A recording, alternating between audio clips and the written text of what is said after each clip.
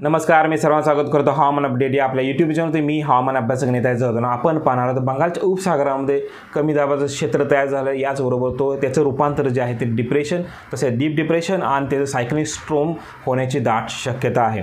जो बंगालच्या उपसागराचा सध्याचा विचार जर केला तर बंगालचं उपसागर हे जे टेम्परेचर आहे ते टेम्परेचर ही जास्त प्रमाणामध्ये वाढलेले पाहायला मिळालेलं आहे. कारण की उत्तर भारतामध्ये ही उष्णतेची जवळपास लाट आहे. या भागाने 50 डिग्री टेम्परेचर आपल्याला पाहायला मिळालेलं. याचबरोबर अरबी समुद्रामध्येही लो प्रेशर एरिया एक करवट्टी तसेच केरळ या भागामध्ये तयार झालेला आहे. कमी दाब क्षेत्र तयार होतं. याचबरोबर बंगालच्या उपसागरामध्ये वादळ निर्माण जो प्रक्रिया आहे त्याची सुरुवात जवळपास झालेली आहे. म्हणजेच वेलमार्क लो एरिया आज झालेला आहे. तसेच आज संध्याकाळपर्यंत डीप डिप्रेशनपर्यंत जाण्याची शक्यता आहे.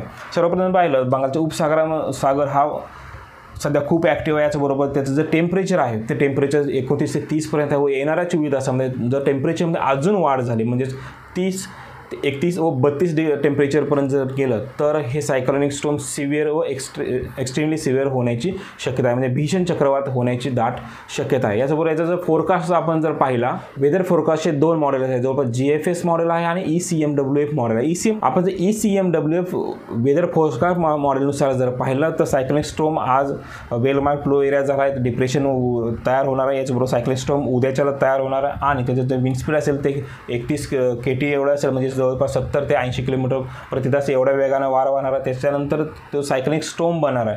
त्यावेळेला मात्र 90 किलोमीटर प्रति तास एवढं राहण्याची शक्यता. व त्याच्यानंतर जर पाहिलं तर जवळपास 26 ते 27 तारखेला ज्यावेळेला बांगलादेश आणि भारताच्या कोस्टल एरियामध्ये येईल त्याचं जे विंड स्पीड असेल ते 120पर्यंत जाण्याची शक्यता आहे. व त्याच्यानंतर जर पाहिलं तर म्हणजे वाऱ्याची दिशा आहे म्हणजे जो सायक्लोनिक स्टॉर्म बनेल तो भारताच्या भागामध्ये येईल की किंवा पूर्वोत्तर राज्य आहेत या म्हणजे मणिपूर, इम्फाळ याचबरोबर त्रिपुरा या भागामध्ये जाण्याची शक्यता. ECMWनुसार जर पाहिलं तर शक्यता करून पूर्वोत्तर राज्याकडे जाण्याची शक्यता. याचबरोबर GFS मॉडेलनुसार जर पाहिलं तर GFS मॉडेलनुसार जर पाहिलं तर पश्चिम बंगाल याचबरोबर ओडिशा तसेच बिहार आणि मध्य प्रदेशचा पूर्वेकडील भाग या भागामध्ये जाण्याची शक्यता आहे. त्याचबरोबर उष्णतेच्या लाटेचा विचार जर केला तर उष्णतेची लाट ही उत्तर भारतामध्ये जवळपास राजस्थान, गुजरात व मध्य प्रदेश, उत्तर प्रदेश या भागामध्ये स्थित आहे. या उष्णतेच्या प्रभावामुळे ही सायक्लोनिक जो स्टॉर्म आहे त्याची वाऱ्याची दिशा आहे ती पूर्वोत्तर राज्याकडे जात असलेले पाहायला मिळाले. सपोज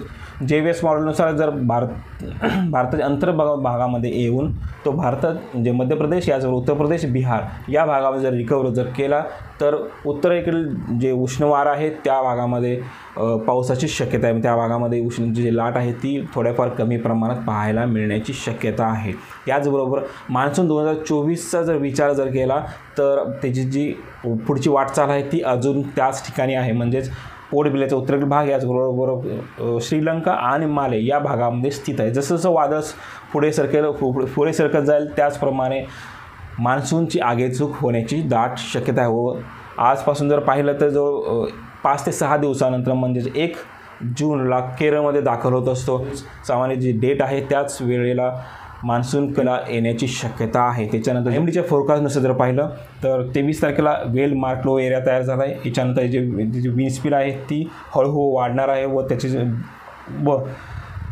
जवळपास 24 ते 25 KT जाईल. त्याच्यानंतर डीप डिप्रेशनमध्ये त्याची विंड स्पीड असेल ते जवळपास 35 KT जाण्याची शक्यता आहे. व ते 25 तारखेला हा सायक्लोनिक स्टॉर्म तयार होतो आहे. त्यावेळेला त्याची विंड स्पीड असेल ते 40 ते 45 KT राहण्याची शक्यता आहे.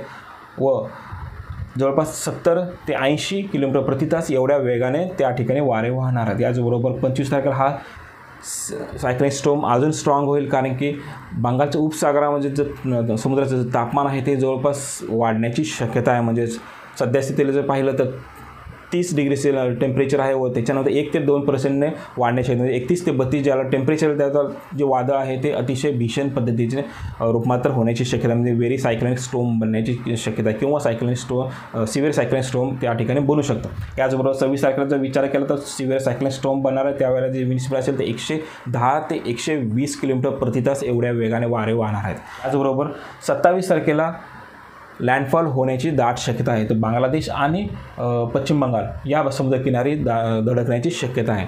त्याच्यानंतर याचा विचार जर केला तर वाऱ्याची जो स्पीड असेल ती हळूहळू कमी होईल व पूर्वोत्तर राज्य या भागामध्ये जाण्याची शक्यता आहे. त्यामुळे छत्तीसगड त्यामुळे मिझोराम, ऐजवल, इम्फाळ, गुवाहाटी, आसाम या भागामध्ये अतिशय जोरदार पद्धतीचा पावसाची शक्यता आहे. याचबरोबर पश्चिम बंगालमध्ये कोलकाता तसेच आसनसोल व सुंदरबन याही ठिकाणी अतिशय मुसळधार पद्धतीचा पाऊस आपल्याला पाहायला मिळण्याची शक्यता आहे.